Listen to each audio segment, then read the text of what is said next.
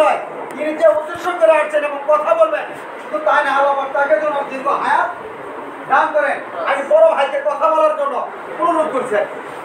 অত্র মসজিদ কমিটির সভাপতি, সাধারণ সম্পাদক, কোষাধ্যক্ষ সহ অন্যান্য সদস্যবৃন্দ এবং আমার সম্মুখে উপস্থিত সম্মানিত মুসল্লিয়ান কেরাম, আসসালামু আলাইকুম ওয়া রাহমাতুল্লাহি ওয়া বারাকাতুহু। আমার পরিচয় হুজুর দিয়েছে, আমি মুশতাক আহমেদ মাস্টার।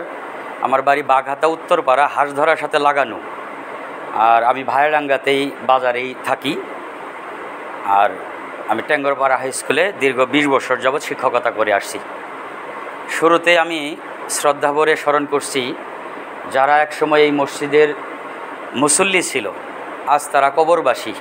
আমি তাদের আত্মার মাগফিরাত কামনা করি এবং আল্লাহ যেন তাদেরকে জান্নাতের সর্বোচ্চ স্থান দান করেন, আমরা এই দোয়া করব সবাই। আমি মূলত একটা লক্ষ্য বা একটা উদ্দেশ্য বা একটা উসিলা অবশ্যই আছে, যে কারণে আমার বিভিন্ন মসজিদে নামাজ পড়া, আমি সেটা শেষে বলবো। আর ওই উসিলার সুবাদেই আমি বিভিন্ন মসজিদে নামাজ পড়ার একটা সুযোগ নিছি এবং কিছু ভালো মন্দ কথা বলা মানে চেষ্টা করি। আমি মূলত ইমাম সাহেবদের কথার জের ধরেই 2-1টি কথা বলার চেষ্টা করি।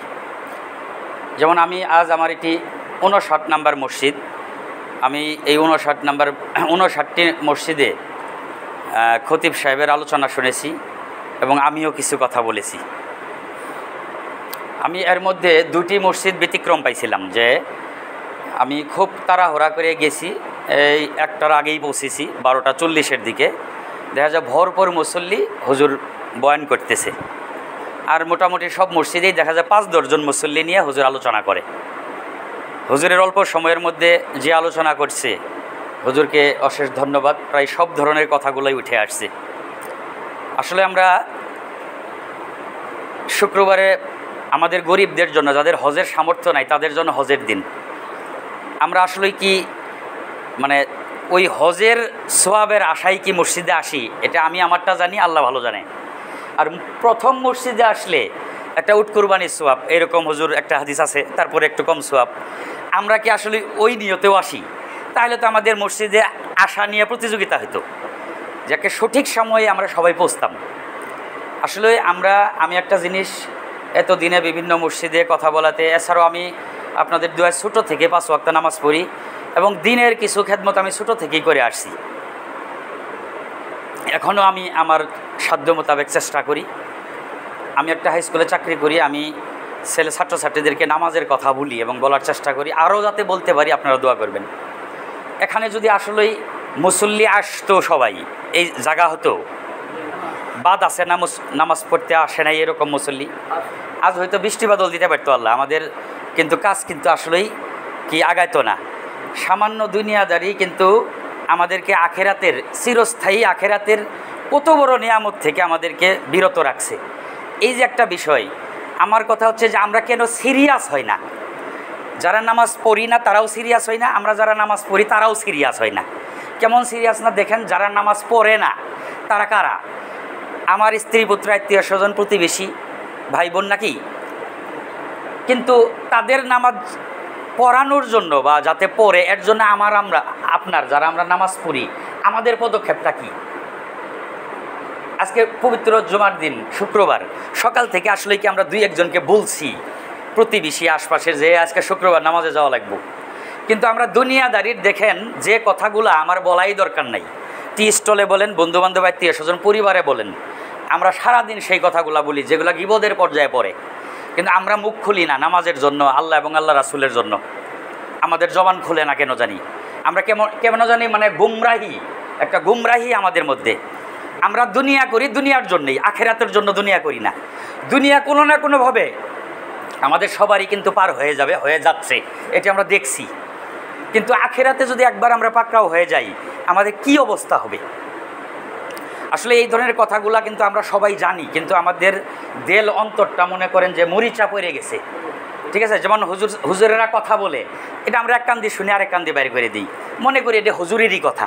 এই জন্য আমি একটা জিনিস আমি বুঝি, যে যতক্ষণ পর্যন্ত এই যে আমরা যারা মুসল্লি আছি, আমাদের জবান থেকেও এই ধরনের কথা না বের হবে, ততক্ষণে ইসলামের উপকার হবে না।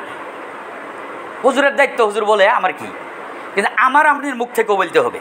যেমন আমি আমার আল্লাহর কাছে লাখো কোটি শুক্রিয়া, নামাজ কালাম করি, আমি একটা বন্ধু বান্ধবের সাথে আলাপ করলেও শেষে হয়তো আমি বলি যে যাতে আমরা নামাজ পড়ি, অন্যকে নামাজের কথা বলি। এই জিনিসটা আমার আপনার সবারই মুখে, সবার জবানেই জারি হতে হবে এবং এর জন্য চেষ্টা করতে হবে। আর সৎ কাজের আদেশ, অসৎ কাজের নিষেধ। আপনি যে যে অবস্থানে আছেন আপনি এটা জারি রাখতে পারবেন। আমি আমারটা জানি, আমরা কি ওই রকম হুজুরি কলবে নামাজ পড়তে পারি যে নামাজ দিয়ে আমি গ্যারান্টি দিতে পারবো যে আমার কবর, হাসর, মিজান, ফুল ছাড়া আমি পাবো। এই জন্য নেক আমলের কোনো বিকল্প নাই। আমাকে নেক আমল, ভালো আমল করতেই হবে। আমার কথাতে যদি একজন নামাজ পড়ে, এগুলো আমরা সবাই জানি, দেখা যায় আমার নামাজ কবুল হইল কি না আমি নিজেও জানি না, কিন্তু আমার কথাতে যদি আল্লাহ কবুল করে ওনার নামাজের সব কিন্তু আমিও পাবো। পবিত্র রমজান শেষ হয়ে গেল, রমজানের শিক্ষা, রমজানে আমরা প্রশিক্ষণ দিছি, কিন্তু প্রশিক্ষণও শেষ, আমাদের সবই শেষ।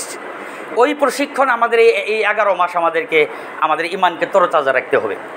যাই হোক, অনেক কথাবার্তা আছে। আসলে আমি যে কথা নিয়ে আসছি, আমি হয়তো বললে আপনারা বলবেন যে এবার কেমন, হয়তো এরকম কেউ করছে কি না জানি না। আমি একটা হাই স্কুলে চাকরি করি, আমার প্রায় 3000-এর উপরে ছাত্রছাত্রী এসএসসি পাশই করছে এই 20 বছরে। যাই হোক, আপনাদের সাথে তেমন কোনো পরিচয় নাই, আমার আনোয়ার, আমার বুদ্ধু, আর এমনি 2-1 জন আপনাকে চিনি, 2-4 জনকে হয়তো আমি ফের চিনি, আপনারাও চিনেন কিনা জানি না। যাই হোক, আমি যা বলতেছি হয়তো আল্লাহ আমাকে সততা নিষ্ঠার যে একটা নিশান নিয়ে হয়তো আমার ভিতরে আল্লাহ এটা জারি করছে কিনা জানি না। আমি যে উদ্দেশ্য নিয়ে আসছি আপনাদের কাছে, আমি আজ থেকে 22 বছর আগে স্কুলে ঢুকছি, 20 বছর, 22 বছর আগে, 23 বছর হতে পারে, আমি ভায়াডাঙ্গা বাজারের মোড়ে একটা ব্যানার দিয়েছিলাম চেয়ারম্যান পদপ্রার্থী হিসেবে। মাঝখানে আমার তেমন কোনো আশা ইচ্ছা জাগে নাই।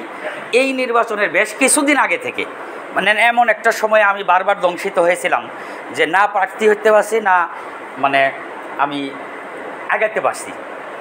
আমি এমনভাবে এই নির্বাচনের একটু আগে থেকে আমি মারাত্মকভাবে দংশিত হচ্ছি। আপনি যদি এই মসজিদের একজন সদস্য হয়েও আপনি এই মসজিদের উপকারে আসতে পারেন, আর আপনি যদি নিজেকে গোটায় রাখেন, এটার জন্য কি জবাবদিহিতা হবে না? আমি একজন শিক্ষিত মানুষ, শিক্ষক মানুষ, যেহেতু আমার ছোট থেকে স্বপ্ন ছিল আমাকে দিয়ে যদি এই কাজটা ভালোভাবে সম্পন্ন আল্লাহ করায়, তাহলে আমাকে চেষ্টা করতে হবে, না হলে কাল কিয়ামতের দিন আমাকে জবাবদিহিতা করতে হবে। তা আমারও কথা যদি আল্লাহর এবং আল্লাহর হাবিবের সাল্লাল্লাহু আলাইহি সাল্লামের রাজি খুশির জন্য যদি আল্লাহ আমাকে কবুল করে, তাহলেই যাতে কবুল করে, না হলে আমার দরকার নেই। প্রধানমন্ত্রী হয়ে যদি আখেরাত হারায়, জীবন বরবাদ। আর রাস্তার ফকির হয়ে যদি আখেরাত জয় করে, সে কামিয়াব। এই জিনিসটা আমাদেরকে থাকতেই হবে। পৃথিবীর সমস্ত মানুষ মিলে আমরা বলতে পারবো না যে এই মানুষটা কখন মারা যাব। আমরা সবাই মৃত্যুর দ্বার প্রান্তে দাঁড়িয়ে আছি, কখন কে মারা যাবো কেউ বলতে পারি না। এবং চিরস্থায়ী যেটি হবে আমাদের জন্য চিরস্থায়ী। কিন্তু আমরা দুনিয়ার জন্য এমন পাগল হয়ে গেছি, দুনিয়া তো আল্লাহ করতে না করে নাই। হুজুর বলছে দুনিয়া আমাদেরকে আল্লাহ করতে না করে না। আমাদের প্রত্যেকটা কাজ, আমি ফজরের নামাজ পড়ছি, আমি যদি আল্লাহর এবং আল্লাহ রাসূলের হুকুম আকাম মতো চলি, আমরা তো সেইভাবে চলতে পারবোই না। আল্লাহ রাসূল সাল্লাল্লাহু আলাইহি ওয়াসাল্লামের নির্দেশনা, সাহাবা কেরামদের দেখানো পথ, কিন্তু আমাদের যদি চেষ্টাও না থাকে, আমরা কোথায় যাব? আমরা কি নিয়ে আল্লাহর সামনে দাঁড়াবো? এই সাধারণ কথাগুলো আমরা সবাই জানি। আমি গুরুত্বপূর্ণ একটা সময় আপনাদের কাছে সময় চায়া নেই, এই জন্য বিরক্ত করতে চাই না। আমি মুস্তাক মাস্টার, একটু মনে রাখবেন আমার কথাটা। আমি আপনাদের প্রত্যেকের দরজায় আসব, আমি সর্বোচ্চ পরিশ্রম করব। যেমন আমি এখন পর্যন্ত যা করছি, আমার ইউনিয়নের সম্ভবত রেকর্ড। আমি একটানা 16 মাসে 59টি মসজিদে আমি নামাজ পড়ছি।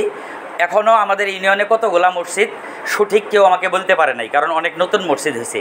অনেকে আমাকে বলছে যে আপনার বা তোমার নামাজ শেষ হইলে আমরা জানবো যে আসলে ইউনিয়নে মসজিদ কতগুলা। জি, এরকম কম বেশি হতে পারে। আপনারা দোয়া করবেন, আমি আপনাদের বিরক্ত করতে চাই না। আমি যদি আল্লাহ আমাকে আখিরাতের জন্য কবুল করে, তাহলেই যাতে করে, ঠিক আছে? আমার সততা, নিষ্ঠা এবং আমার দূরদর্শিতা, আমি আমারটা জানি, হয়তো আপনারা চিনেন, আপনারা ওইভাবে চিনেন না, হয়তো ইনশাল্লাহ পরে জানিয়ে নেবেন। আর আমিও আপনাদের কাছে আসব, ভালো মন্দ কথাবার্তা আমি আরও বলবো। আমার যে প্ল্যান পরিকল্পনা আছে সবই যেন এবং দুনিয়া আখেরাতের জন্যই হয়। মসজিদে যাতে একটা বিচার সালিসি হয়, এটা আমাকে দিয়ে যদি আল্লাহ কবুল করে, আমি আল্লাহর কাছে এটি আবদার করি। মসজিদে একটা বিচার সালিসি হলে তাহলে মসজিদ ভিত্তিক সমাজ আমাকে আপনাকে করতে হবে, এটা সরকার আমাকে আপনাকে করে দিবে না। আপনি মসজিদ ভিত্তিক কার্যক্রম গ্রামে চালাতে পারবেন, যে সবাই নামাজ পড়ব, সবাই ইসলামের হুকুম আকাম মেনে চলবো, পর্দায় চলবো, একটা দরবার সালিসি মসজিদে হবো, দেখেন কি রহমত বরকত শুরু হয়ে যাব। যাই হোক, অনেক কথাবার্তা আছে, আমার যে প্ল্যান পরিকল্পনা আছে এগুলা বলে এই মুহূর্তে আপনাদের ধৈর্যের চ্যুতি ঘটাতে চাই না। আপনারা আমার জন্য দোয়া করবেন, আমি আপনাদের জন্য প্রাণ খুলে দোয়া করব। আমি এই বলে আমি আমার বক্তব্য শেষ করছি। আসসালামু আলাইকুম রহমতুল্লাহ বারাকাতুহু।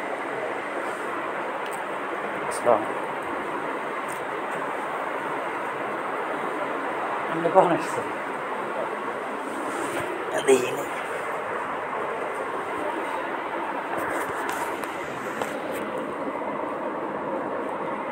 আপনারা শুনলেন বড় ভাই কথা।